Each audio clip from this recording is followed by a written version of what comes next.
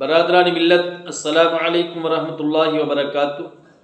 الحمدللہ الذی ابدع الافلاک والارضین، والصلاة والسلام علی من کان نبیا وآدم بین الماء والطین، وعلی آلہ واصحابہ اجمعین، اما بعد فاعوذ باللہ من الشیطان الرجیم، بسم اللہ الرحمن الرحیم۔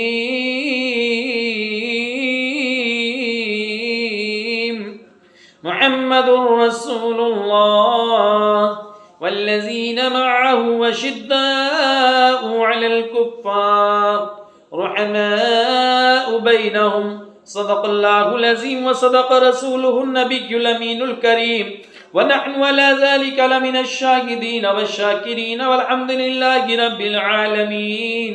میری ملت کے نوجوانوں، میں نے جس آیت مبارکہ کو اپنا عنوان تقریر بنایا، آئیے اس کا ترجمہ پیش کرنے سے قبل فرط عقیدت اور جوش محبت کے ساتھ سرکار ذی وقار احمد مختار شفیع روز شمار کے دربار گوہربار میں عقیدت اور محبت کے ساتھ درود شریف کا نذرانہ پیش کریں اور پڑھیں بآواز بلند: اللہ رب محمد صلی اللہ علیہ وسلم، نحن عباد محمد صلی اللہ علیہ وسلم، صلاۃ و سلام علیک یا رسول اللہ صلی اللہ تعالی علیہ وسلم۔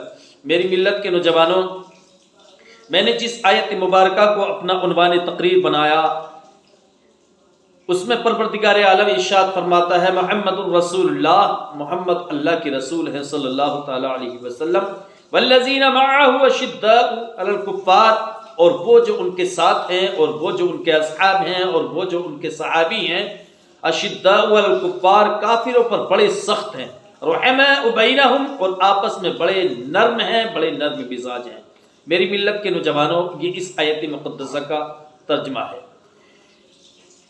میری ملت کے نوجوانوں، میں آپ کو بتاؤں کہ اللہ کے رسول صلی اللہ علیہ وسلم کا نام مبارک اس آیت مقدسہ کے اندر آیا ہے۔ اللہ کے رسول صلی اللہ علیہ وسلم مکہ المکرمہ کی سرزمین پر ولادت پذیر ہوئے۔ اللہ کے رسول کی ولادت مکہ المکرمہ کی سرزمین پر ہوئی اور آپ وہاں سے ہجرت فرما کر مدینہ المنورہ کی سرزمین پر تشریف لے گئے، مدینے کی سرزمین کو رونق بخشی۔ مدینہ وہ مقدس و محترم و باعزت شہر ہے کہ جس کا نام لینا بھی عبادت ہے، جس کا ذکر کرنا بھی عبادت ہے، اور جس کا دیکھنا بھی عبادت ہے کہ وہ مصطفیٰ کا شہر ہے، اور جس کا بار بار ذکر کرنا افضلیت کا درجہ رکھتا ہے۔ میری ملت کے نوجوانوں، اس لیے کہ مدینے کا ذکر کرنا گویا کہ مصطفیٰ کا ذکر کرنا ہے، مصطفیٰ کا ذکر کرنا اللہ کا ذکر کرنا ہے۔ میری ملت کے نوجوانوں، مدینہ المنورہ کا مقدس اور محترم شہر ہے، باعظمت شہر ہے۔ مصطفیٰ کے قدموں نے اس شہر کو عظمت بخشی ہے، سربلندی اور سرفرازی عطا فرمائی ہے۔ یہ مدینہ المنورہ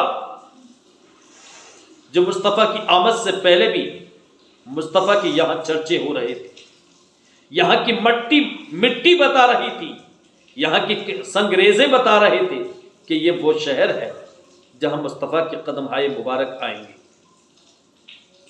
یہ وہ شہر ہے کہ جس مٹی سے مصطفیٰ کی خوشبو آ رہی تھی۔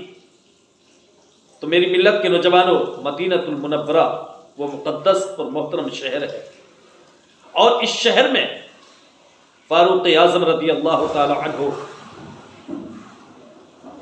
خلافت کے تخت پر فائز ہیں۔ آپ کا دور خلافت ہے،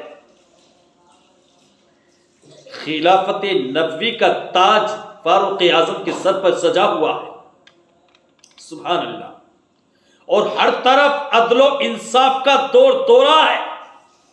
چھوٹی چیز سے لے کے بڑی تک ہر چیز کو انصاف مل رہا ہے،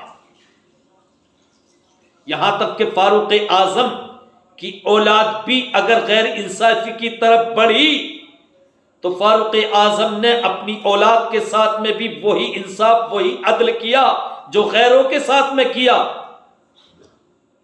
سب کو ایک گھاٹ پر اتار دیا فاروق اعظم نے۔ میری ملت کے نوجوانوں، مدینہ المنورہ کا شہر اور اس شہر کے خوش نصیب باشندے اپنے اپنے گھروں میں محو استراحت، آدھی رات کا وقت ہے، پورا شہر مدینہ کے تمام لوگ اپنے اپنے گھروں میں آرام کر رہے ہیں، سو رہے ہیں، آدھی رات کا وقت ہے، سناٹے کا وقت ہے۔ مصطفیٰ کے اس شہر میں ایک نقاب پوش اپنے ایک ساتھی کو لیتا ہے اپنے ساتھ، اور مصطفیٰ کے اس شہر مدینہ کا چکر لگا رہا ہے۔ آدھی رات کا وقت ہے، سناٹا چھایا ہوا ہے، اور یہ نقاب پوش اپنے ساتھی کو لے کر مدینے کی ایک ایک گلی، ایک ایک گھر کا بغور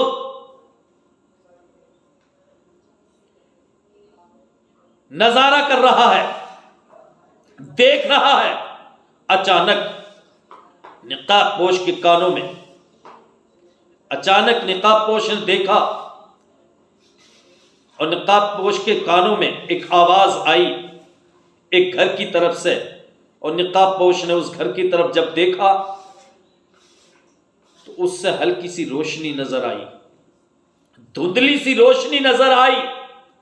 نقاب پوش نے اپنے ساتھی سے کہا کہ دیکھو، اس گھر سے کچھ روشنی آشکار ہے، کچھ روشنی نظر آ رہی ہے۔ ساتھی نے کہا حضور ایسا ہی لگ رہا ہے۔ نقاب پوش نے کہا غور سے سنو، ایسا لگ رہا ہے کہ صاحب خانہ بھی بیدار ہے، گھر کا مالک بھی جاگا ہوا ہے، وجہ کیا ہے؟ نقاب پوش نے کہا اپنے ساتھی سے غور سے سنو، کیا قصہ ہے، کیا ماجرا ہے، کیا میٹر ہے؟ غور سے سنا گیا تو ساتھی نے کہا کہ حضور ایسا لگ رہا ہے جیسے بچے رو رہے ہیں، بچے کے رونے کی آواز آ رہی ہے، اور یہ جو ان بچوں کو خاموش کر رہی ہے، ایسا لگ رہا کہ یہ بچوں کی ماں ہے، بچوں کو چھپا رہی ہے۔ میری ملت کے نوجوانوں، نقاب پوش نے کہا اپنے ساتھی سے کہ غور سے سنو۔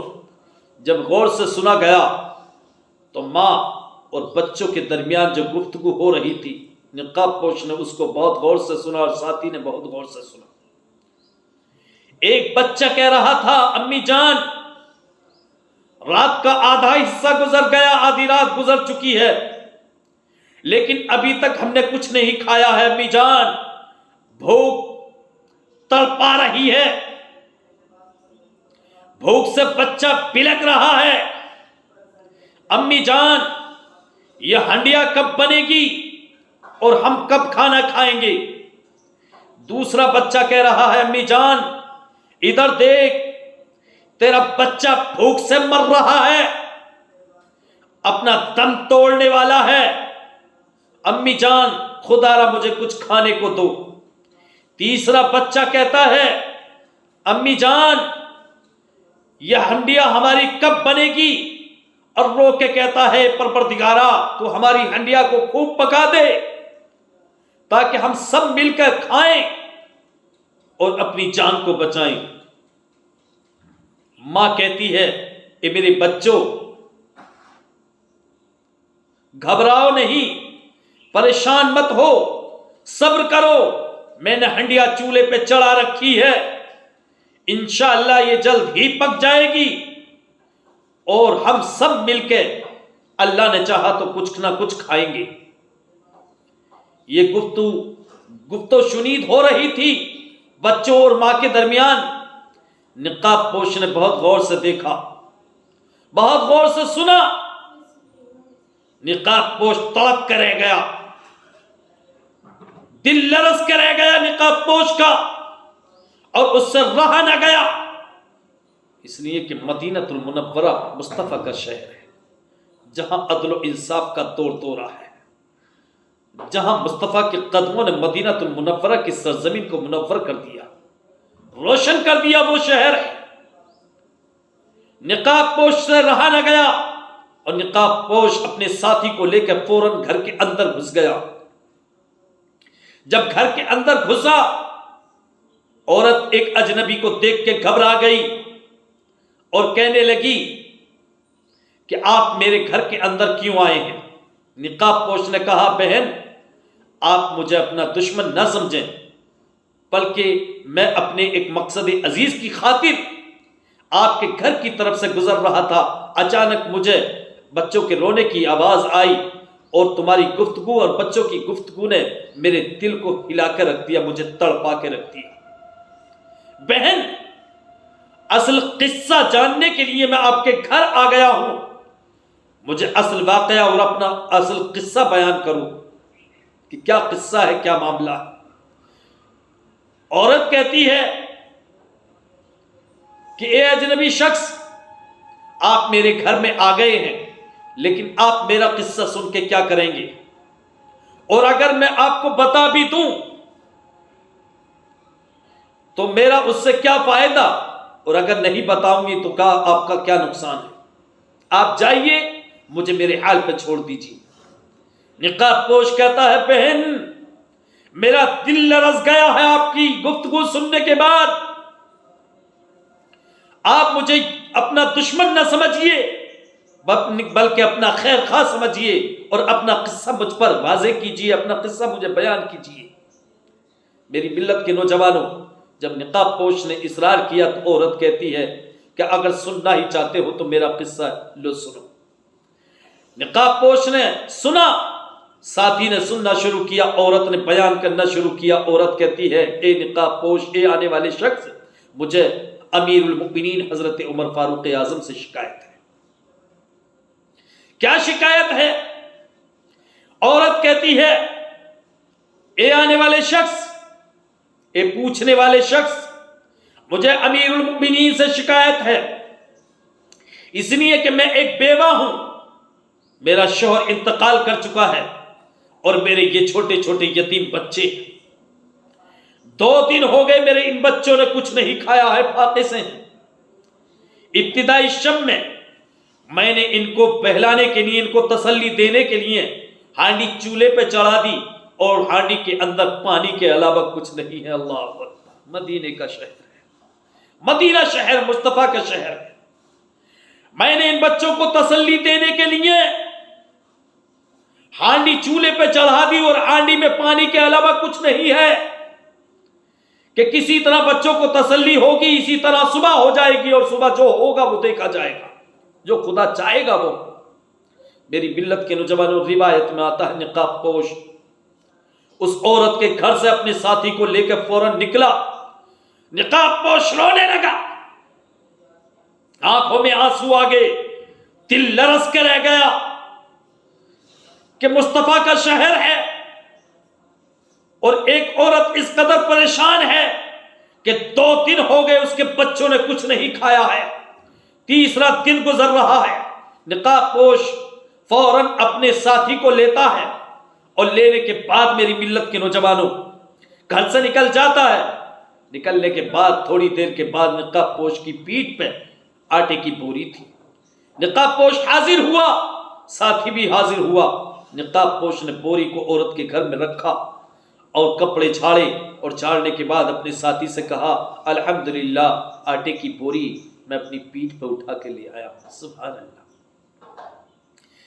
ساتھی نے کہا، حضور میں نے آپ سے کہا تھا کہ یہ خدمت مجھے کرنی دیجیے کہ بوری اپنی پیٹھ پہ میں لاد لیتا ہوں، لیکن آپ نے میری عرضی کو قبول نہیں کیا۔ نقاب پوش کہتا ہے، اے افلاح، افلاح ساتھی کا نام تھا، اے افلاح، کیا قیامت کے دن بھی میرا بوجھ تم اٹھا لو گے؟ جب قیامت کے دن تم میرا بوجھ نہیں اٹھا سکتے تو آج بھی مجھے اپنا بوجھ خود ہی اٹھانے دو۔ میری ملت کے نوجوانوں، روایت میں آتا ہے نقاب پوش نے آٹے کی بوری کو کھولا، عورت دیکھ رہی ہے۔ عورت نے جب یہ منظر دیکھا تو عورت کہنے لگی، دونوں کی گفتگو سنی، نقاب پوش کی اور ساتھی کی، تو عورت کہنے لگی، بھائی میں نے آپ کو بلا وجہ تکلیف میں ڈالا ہے، میں تو آپ سے بڑی شرمندہ ہوں کہ میں نے اپنا قصہ آپ کو سنا کے آپ کو بلا وجہ کفت میں ڈال دیا ہے، تکلیف میں ڈال دیا ہے۔ نقاب پوش کہتا ہے، بہن ایسا نہیں، آپ مجھے اپنا فرض نبھانے دیجئے۔ آٹے کی بوری کھولی، روایت میں آتا ہے نقاب پوش نے، اور اس سے آٹا نکالا، نکالنے کے بعد آٹے میں پانی ڈالا اور خود ہی آٹا گوندا، خود ہی آٹا گوندا، اور گوندنے کے بعد روایت میں آتا ہے خود ہی چولہا سلگایا، آگ سلگائی، اور آگ سلگانے کے بعد روٹیاں بنانا شروع کر دی نقاب پوش نے۔ ساتھی کا بیان ہے کہ میں نے دیکھا نقاب پوش کی داڑھی سے جب آگ سلگا رہے تھے دھواں نکل رہا تھا، اللہ اکبر، دھواں نکل رہا تھا۔ نقاب پوش نے روٹیاں تیار کی، اور جب روٹیاں تیار ہو گئی تو بچوں کو بٹھایا، اپنے ہاتھ سے بچوں کے منہ میں لقمے دے دے کے ان سے خوش طبعی کی باتیں کی، یہاں تک کہ ان سے اچھی باتیں کرتے رہے اور اپنے ہاتھوں سے ان بچوں کو روٹیاں کھلاتے رہے، کھانا کھلاتے رہے، یہاں تک کہ بچے مسکرانے لگے، ہنسنے لگے۔ تو حضرت نقاب پوش کہتے ہیں، نقاب پوش نے کہا کہ اے بچوں، میں آپ کو ان آنکھوں سے، جن آنکھوں سے میں نے تم کو روتے ہوئے دیکھا تھا، انہی آنکھوں سے میں تم کو ہنستے ہوئے دیکھنا چاہتا ہوں۔ عورت نے کہا کہ بھائی آپ نے تو کمال ہی کر دیا، اب ہم آپ سے کیا کہیں، آپ نے تو ہمارا وہ حال، ہمارے ساتھ میں وہ حال کیا ہے جو آج تک شاید کسی نے نہ کیا ہو، آپ نے تو ہمیں خوشحال کر دیا، ہم پریشان تھے، رو رہے تھے اور تڑپ رہے تھے، لیکن آپ نے ہمارے ساتھ میں یہ سلوک کیا ہے کہ ہم اس کی مثال پیش نہیں کر سکتے۔ اور وہ عورت خوش ہو گئی اور دعا کرنے لگی نقاب پوش کے لیے۔ نقاب پوش نے کہا اے میری بہن، کیا آپ مجھ سے خوش ہیں؟ عورت نے کہا ہاں میں تم سے خوش ہوں۔ نقاب پوش نے کہا اگر آپ مجھ سے خوش ہیں تو اے میری بہن، میری ایک گزارش ہے، میری ایک ریکویسٹ ہے کہ آپ اس خوشی کے صدقے میں میری خاطر تم عمر کے قصور کو معاف کر دو۔ کملی والے آقا سے، کملی والے آقا سے عمر کی شکایت نہ کرنا۔ جو تم شکایت کرنے کے لیے کہہ رہی ہو کہ مصطفیٰ سے میں شکایت کروں گی عمر کی، امیر المؤمنین کی، تم میری خاطر عمر کے قصور کو معاف کر دو، تم کملی والے آقا سے عمر کی شکایت نہ کرنا۔ عورت کہتی ہے لیکن اے نقاب پوش، تمہیں عمر کی، امیر المؤمنین کی بڑی پاسداری ہے، آخر ایسا کیوں؟ نقاب پوش کہتے ہیں کہ بہن پہلے تم عمر کو معاف کر دو تو پھر اس کی وجہ بتاؤں گا۔ نقاب پوش نے جب یہ بات کہی تو عورت کہتی ہے میں امیر المؤمنین کو معاف کرتی ہوں، لیکن یہ بھی دعا کرتی ہوں کہ خدا را امیر المؤمنین عمر کو اس مسند سے، مسند خلافت سے ہٹائے اور تمہیں اس پر بٹھا دے۔ نقاب پوش کہتے ہیں بہن یہ دعا بھی تمہاری رائے گاہ نہیں جائے گی، یہ دعا بھی تمہاری رائے گاہ نہیں جائے گی۔ عورت نے کہا وہ کیسے؟ تو میری ملت کے نوجوانوں، نقاب پوش نے اپنے نقاب کو چہرے سے ہٹاتے ہوئے عورت سے کہا کہ ادھر دیکھو۔ عورت نے دیکھا تو عورت حیران و ششدر رہ گئی، عورت تعجب میں رہ گئی، حیران اور پریشان ہو گئی دیکھ کے کہ نقاب پوش کون تھا؟ یہ وہی فاروق اعظم تھے کہ جن کے ایمان کے لیے اللہ کے رسول نے دعا فرمائی تھی اے پروردگار عالم تو عمر کی ذات سے اسلام کو عزت عطا فرما دے اور عمر کو ایمان کی دولت سے نواز دے۔ میری ملت کے نوجوانوں، اپنی پیٹھ پہ بوری لادنے والا اور اپنے ہاتھوں سے چولہا سلگانے والا، اپنے ہاتھوں سے آٹا گوندنے والا، اپنے ہاتھوں سے روٹیاں بنانے والا، اپنے ہاتھوں سے روٹیاں توڑ کے بچوں کو کھلانے والا اور ان سے اچھی اچھی باتیں کر کے ان کو ہنسانے والا، یہ کوئی نہیں تھا، یہ کوئی اور نہیں تھا، یہ مصطفیٰ کے وہ صحابی تھے، مصطفیٰ کے وہ خلیفہ تھے جن کو فاروق اعظم رضی اللہ تعالی عنہ کہا جاتا ہے۔ تو میری ملت کے نوجوانوں، فاروق اعظم کی خلافت اللہ کی رحمت ہے، اور جو شخص فاروق اعظم کی خلافت سے راضی نہیں ہے گویا کہ وہ اللہ کی رحمت سے راضی نہیں ہے۔ یہ عبرت کی بات ہے۔ تو رب فرماتا ہے محمد الرسول اللہ محمد اللہ کے رسول ہیں، والذین معہ، اور وہ جو ان کے ساتھی ہیں، وہ جو ان کے اصحاب ہیں، اشداء علی الکفار، کافروں پر بڑے سخت ہیں، رحماء بینہم، اور آپس میں بڑے نرم دل ہیں، بڑے نرم مزاج ہیں۔ اسی پر میں اپنی تقریر، اپنا بیان ختم کرتا ہوں۔ استغفر اللہ ربی من کل ذنب و اتوب الیہ وما علینا الا البلاغ المبین۔ السلام علیکم۔